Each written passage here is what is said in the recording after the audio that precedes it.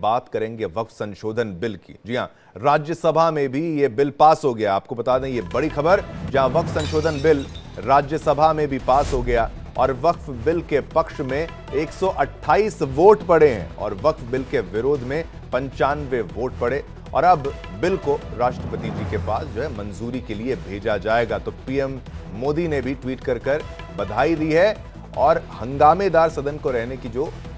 आशंका थी उतना हंगामा वहां पर नहीं हुआ। विपक्ष के हर सवाल का उत्तर मौजूदा सरकार ने दिया, सुधांशु त्रिवेदी ने दिया।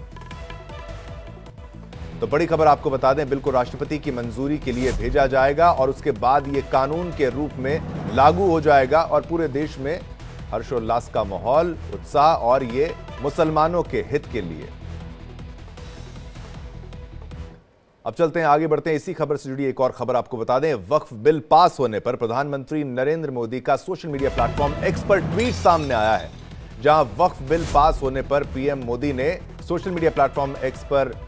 अपना पोस्ट लिखा है और उन्होंने लिखा है कि संसद के दोनों सदनों में बिल पास और संसद में पारित कानून को आगे बढ़ाएंगे, इसको आगे लेकर जाएंगे और बहस में शामिल होने वाले सांसदों का आभार भी जताया प्रधानमंत्री नरेंद्र मोदी ने और हाशिए पर रह रहे लोगों को मदद मिलेगी, यानी गरीब मुसलमानों की बात करते हुए प्रधानमंत्री नरेंद्र मोदी अपने ट्वीट के माध्यम से, अपने सोशल मीडिया प्लेटफॉर्म एक्स के माध्यम से लोगों को आवाज और अवसर से वंचित रखा गया। पीएम मोदी ने खुलकर अपनी बात को रखा है अपने पोस्ट के जरिए और सामाजिक न्याय में पारदर्शिता आएगी, यानी ट्रांसपेरेंसी की बात प्रधानमंत्री नरेंद्र मोदी ने कही है। और दशकों से वक्फ में जवाबदेही की कमी थी, अब जवाबदेही तय होगी। अब सामाजिक आर्थिक न्याय के लिए अहम क्षण है, यह भी प्रधानमंत्री नरेंद्र मोदी जी ने कहा। और मुस्लिम महिलाओं, गरीब महिलाओं को मदद मिलेगी, पीएम मोदी के ट्वीट में यह बात भी लिखी गई थी। और लोगों की अधिकारों की रक्षा करेंगे, पीएम मोदी का यह सोशल मीडिया प्लेटफॉर्म एक्स पर पोस्ट है।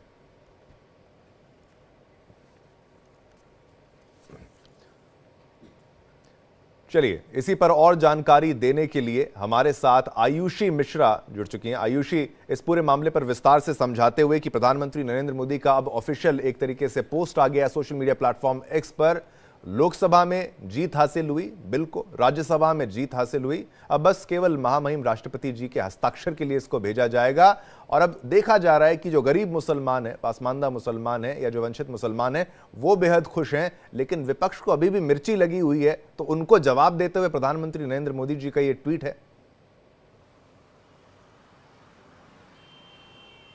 जी बिल्कुल शिवम, देखा जाए तो जिस तरीके से इस बिल को जब पेश किया गया था 2024 में, उसी वक्त से जो हंगामा नजर आ रहा था और विपक्ष एक टुक से इसका विरोध करते नजर आ रहा था, लेकिन जैसे ही लोकसभा के पटल पे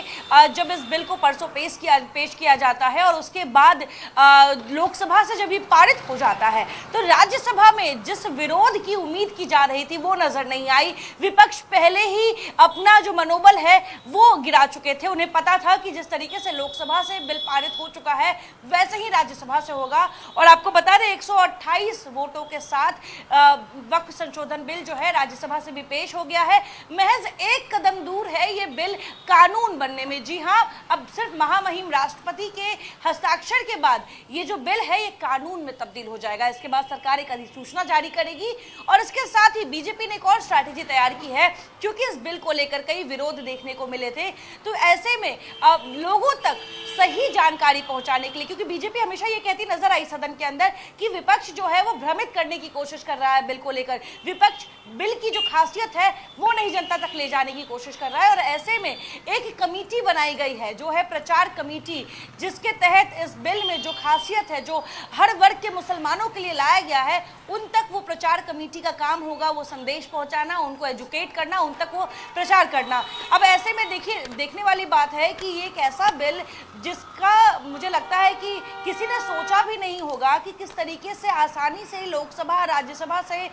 14 घंटे की चर्चा लोकसभा में, 12 घंटे की चर्चा राज्यसभा में और उसी दिन पारित दोनों सदनों से हो जाना बड़ी बात है। और ऐसे में जहां एक तरफ बीजेपी लगातार अपनी नीयत जो है वो साफ दिखाती रही कि हमारी नीयत मुसलमानों के विकास के लिए है, हर वर्ग के विकास के लिए है, लेकिन वहीं अगर विपक्ष की बात कर ले तो विपक्ष के पास तर्क नहीं था। विपक्ष ने एक बार भी इस बिल में क्या नुकसान है, इस बिल से मुसलमानों को क्या नुकसान है, उनके धर्म को क्या नुकसान है, ये नहीं बताया। लेकिन विपक्ष ने हमेशा सरकार की नीयत पर सवाल उठाया। तो इसीलिए शायद ये जो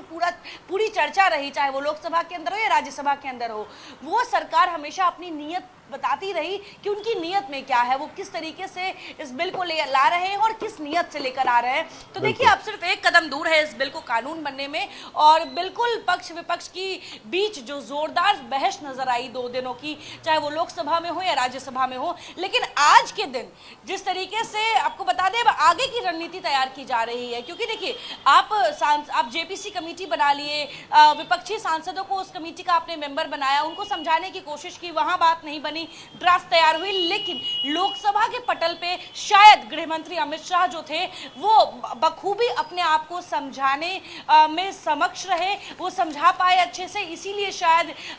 राज्यसभा में जो है कल कुछ और ऐसे वोट्स जो है जिनकी उम्मीद नहीं थी वो मिली, जिसकी वजह से हम ये उम्मीद कर सकते हैं कि सरकार कहीं ना कहीं अपनी बात स्पष्टता के साथ रखने में पटल पर सफल रही। शायद यही कारण है जिसकी वजह से बिल इतनी आसानी से दोनों सदनों से पास हो पाया है। अब ऐसे में आगे की जो रणनीति होगी, आगे की जो तैयारी होगी बीजेपी को इस बिल को लेकर, वो हम आप तक लेकर आएंगे। बिल्कुल, जिस तरीके से आपने जो बात कही कि आगे का जो कम्युनिकेशन होगा, जो संवाद होना चाहिए, जनता को ये मैसेज क्लियर जाना चाहिए कि इसमें कोई गलत मैसेजिंग ना चला जाए, क्योंकि विपक्ष की तरफ से अभी भी मुझे लगता है कि कुछ ना कुछ प्रयास तो जरूर किया जाएगा। लेकिन ये वो वक्फ है जो तुर्की में नहीं है, लिबिया में नहीं है, इजिप्ट में नहीं है, सूडान में नहीं है, कई जगहों पर ये वो है, ऐसा वक्फ है जो नहीं है, भारत में मौजूद है। सुधांशु त्रिवेदी को खास तौर पर उन्होंने जिस तरीके से अपने भाषण में खरी खरी सुनाई उनको, तो इस तरीके से ये पूरा जो सदन की कार्रवाई जो आपने देखी, आपने उसको सुना, तो ये हंगामेदार होने का प्रयास तो विपक्ष ने पूरा किया, लेकिन हर तर्क का जवाब आपको नहीं लगता इस बार जो है भारतीय जनता पार्टी के तमाम वक्ताओं के पास मौजूद था?